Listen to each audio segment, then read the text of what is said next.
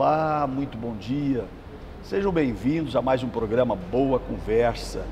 É bom estar aqui com você. E hoje teremos um momento muito especial, porque no programa de hoje converso com meu amigo, meu irmão em Cristo, apóstolo Paulo César, da Igreja Batista Nova Canaã, ali no Gama. Paulo César de Lima, nasceu em Brasília. Hoje tem 52 anos de idade e é pastor há mais de 30 anos. Só na igreja que ele pastoreia atualmente já são 23 anos. Ele é bacharel em teologia, casado, possui 3 filhos e ao longo dessas 3 décadas desenvolveu diversos trabalhos para modernizar a igreja e levar a palavra de Deus a cada vez a mais fiéis. Hoje sua igreja, a igreja que ele pastoreia, é dividida em células, contando com 250 células ao todo. Paulo César é empresário no ramo de turismo, tendo levado centenas de peregrinos de todo o Brasil até Israel. Apóstolo Paulo César desenvolve um trabalho exemplar, espalhando a palavra de fé e de esperança para os fiéis em todos os lugares por onde ele é convidado para levar a palavra de Deus. E onde não é convidado, como missão de também levar a palavra de Deus. Apóstolo Paulo, uma honra, uma alegria tê-lo conosco. Bom dia, seja bem-vindo. Bom dia, o prazer todo meu. Uma honra e uma alegria estar aqui com você. Eu costumo fazer uma pergunta sempre para o apóstolo Paulo. Quem é Paulo César? Não é quem é o apóstolo Paulo, mas quem é Paulo César? Eu sou um pai de família apaixonado pelos filhos que tenho 30 anos de casado, né? Sou filho de nordestinos que vieram para Brasília, nascido aqui. Me converti muito cedo não, mas com uns 12 para 13 anos de idade, e desde então nos caminhos do Senhor, e enfim, muito intenso no que faço. Agora é interessante isso, apóstolo Paulo, e até para tirar algumas dúvidas, vamos aproveitar o senhor aqui. Claro que há várias discussões teológicas acerca do que vou lhe perguntar, mas não teceremos comentários acerca disso. O papel de um apóstolo, mesmo porque é um dos chamados dons ministeriais, está lá na Bíblia Sagrada. E o que é ser ou o que é um apóstolo? Então, as denominações de alguma forma criaram algumas hierarquias e se entendeu que um apóstolo é alguém que pastoreia pastores, que dá cobertura, direção, assessoria a outros pastores e outros ministérios. Mas essa é uma palavra que era muito usada pelos romanos na época. Quando o imperador ele dominava novos territórios, ele mandava para esses novos territórios apóstolos, que eram homens que tinham por responsabilidade de colonizar aquele lugar. Ou seja, se Roma invadisse uma terra, ele mandava os apóstolos para lá, que eram seus soldados, seus pensadores, e que faziam com que aquele lugar se tornasse igual a Roma. Cultura, lei, enfim, tudo. Então, quando Jesus chamou seus 12 e os designou apóstolos, eles sabiam o que significava essa palavra, que eles seriam enviados para colonizar o lugar onde estava, trazer o reino dos céus para a terra. Então, assim, o apóstolo é um colonizador, é alguém que precisa trazer o reino dos céus para a terra. Mas as igrejas, de uma maneira, elas têm feito como que uma hierarquia, apóstolo, bispos, pastores, evangelistas e algo assim. Mas eu entendo que o apóstolo é um desbravador, é um colonizador, é um abridor de igreja, pastor de pastores. É o problema que muitas vezes banalizaram, né, a questão do título apóstolo. Verdade. Né? E até para o nosso público, quem nos acompanha, quem já é evangélico, quem não é evangélico, nós temos muitas pessoas que nos acompanham, tanto na TV União, quanto nas nossas redes sociais. Há muitas pessoas que acham, olha, ser pastor é simplesmente, decidir ser pastor, vou ser pastor. Não foi assim com Paulo César. Paulo César passou vários anos estudando. Sim, sim. Bacharel em teologia. Bacharel em teologia. Eu me converti na Igreja Batista, né? Da Convenção Batista Nacional. E como costumeiro da denominação, eu fui para o seminário, fiz 4 anos de teologia. E aí tem um estágio probatório, Nesse período eu já pastoreava algumas igrejas na cidade satélite que eu chamava de Agrovila e que hoje é São Sebastião.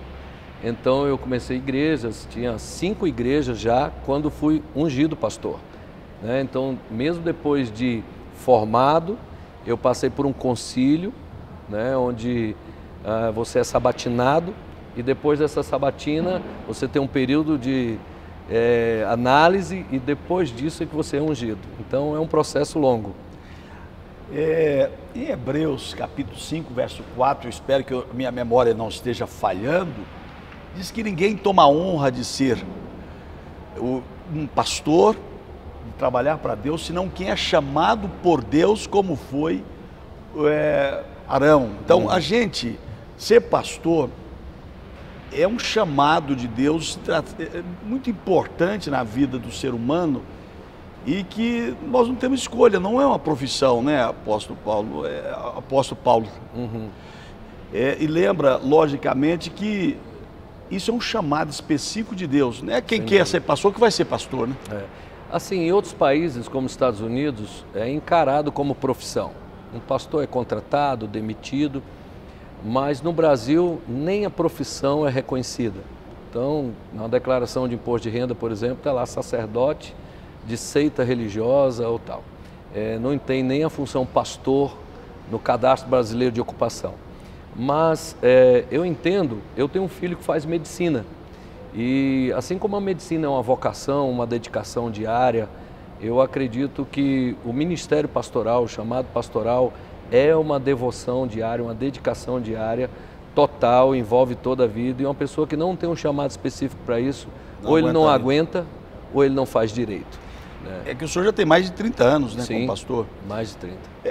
Pastor, exatamente nesse sentido, porque muitas vezes o que a maioria das pessoas conhece de um pastor é aquilo que eles veem na televisão. E muitas vezes uma forma distorcida, que acaba banalizando o evangelho, acaba banalizando a função sacerdotal que nós exercemos, que os pastores exercem, e se esquece que por trás disso há aquilo que o senhor acabou de falar, um chamado, há uma devoção, há uma dedicação exclusiva para aquilo que está sendo feito. Então, para o senhor, vamos pegar só como exemplo, o senhor vai fazer um sermão, vai pregar um sermão, o senhor gasta algum tempinho para preparar, não? Bastante. Há uma responsabilidade com quem está te ouvindo. E eu tenho convicção que uma palavra minha ou de qualquer pastor, ela direciona a família, ela direciona os ouvintes, ela é um norteador, você pode tanto abrir o caminho dele como fechar o caminho dele.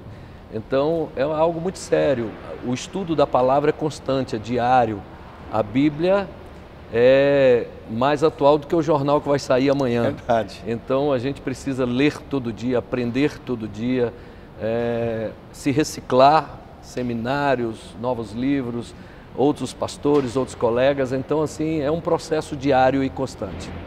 Agora é claro, para passar 4 anos no seminário, vários foram os desafios. Sim.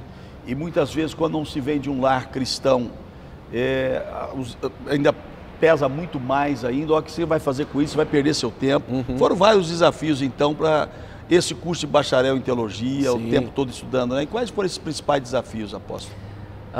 Alguns, as pessoas têm até vergonha de falar, eu não teria. Eu cheguei a passar fome, porque perdi meu pai muito cedo, uma família muito grande, somos 8, e eu sou o caçula, e parte da minha família foi para Minas Gerais aqui perto, e eu terminei o 2º grau, vim fazer o bacharelado.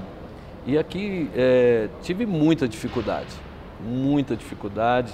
a faculdade era em Taguatinga, e eu trabalhava no Guará, na Convenção Batista inclusive, e o salário não dava para pagar a faculdade, alimentação, transporte e tudo. Então, muitas vezes eu me lembro que eu orava à noite pedindo a Deus que mandasse alguém que pagasse uma janta para mim, um café, alguma coisa. E era muito doído, mas o propósito, o chamado é muito mais forte e esses processos nos fortalecem.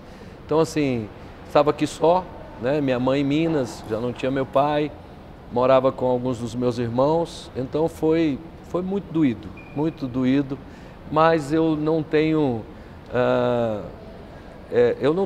não tenho isso como um problema. Isso me forjou, me ajudou muito.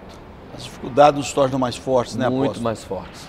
E a outra coisa que muitas pessoas, voltam a insistir, a forma deturpada que as pessoas veem muitas vezes as igrejas, os pastores, especialmente as igrejas evangélicas, pensa que o pastor não faz nada na vida. Mas o senhor, além de dedicação ao ministério pastoral, o senhor é um empresário também do ramo de turismo. Isso. Isso, o trabalho como pastor e como empresário, choca ou dá para conciliar bem? Bem, hoje, com o estilo de igreja que eu tenho, que a gente trabalha com formação de liderança, facilita a minha vida. Que é o modelo celular, onde você levanta novos líderes que te ajudam a conduzir toda a igreja. Mas não é fácil ter uma vida onde você é pastor e também empresário. Não é fácil. Mas com a ajuda da liderança que eu tenho, a coisa acontece. Mas o senhor tocou no assunto. Uma vez eu fui comprar um celular para minha esposa, lá no Shopping do Gama mesmo. E quando fui preencher o cadastro, a pessoa perguntou qual a sua profissão. E eu digo, apesar de empresário, eu prefiro dizer pastor. E a menina perguntou assim, o que é que o pastor faz? Aí eu cheguei para ela e disse assim, o que é que um pastor não faz? Diga qualquer coisa aí que você verá que o pastor é psicólogo, psiquiatra, médico, advogado, conselheiro, batiza, casa, toda e qualquer profissão que você imaginar, o pastor tem alguma coisa lá que ele contribui, né? Então realmente é um desafio e a empresa que eu tenho, ela me tira um pouco do Brasil também, então eu preciso viajar bastante. E se eu não tiver uma equipe boa, a igreja sofre um pouco. Mas graças a Deus a equipe é muito boa. Mas eu acho que isso aí fez a diferença, né, apóstolo Paulo, que a formação de líderes, né? Sim. O senhor é um formador de líderes. Sim, esse é meu chamado principal. Hoje são 260 células, é isso? São 250 células hoje, 250 células, mas eu dou cobertura a mais de 50 ministérios diferentes, de várias denominações. Mas aqui e fora também? Brasília, São Paulo, Rio de Janeiro, Minas Gerais, Goiás, vários estados, vários pastores. Então, de fato, o senhor é um verdadeiro líder, porque nem sempre ser pastor de uma congregação já é difícil. Ser um formador de líderes como o senhor é, e que tem que estar ali, porque formar um líder demanda tempo, Sim, atenção, cuidado, estar ali junto o tempo todo. E além de pastorear tantas igrejas fora, não se sente cansado? O nosso cansaço, ele não é tão físico, né? Nosso cansaço é emocional, porque as pessoas não são coisas. E é muito difícil você atender uma pessoa e no seu problema você simplesmente esquecer ou arquivar aquilo. Então, às vezes cansa emocionalmente, né? Saber que aquela família passa um problema, aquele líder passa um problema e você ver como ajudar, lutar para ajudar.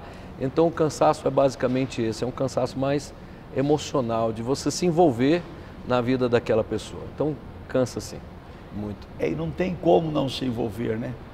E é prazeroso isso, muitas vezes as pessoas não entendem. Eu já celebrei aí, acho que perto de 1000 casamentos, de gerações da mesma família. São coisas que dão um prazer enorme, cuidar de pessoas. Esse, de fato, o foco de um pastor. Permanece conosco, porque no próximo bloco nós vamos continuar conversando com o apóstolo Paulo, contando algumas histórias, vamos falar um pouquinho mais sobre a igreja ali no Gama. Até daqui a pouco.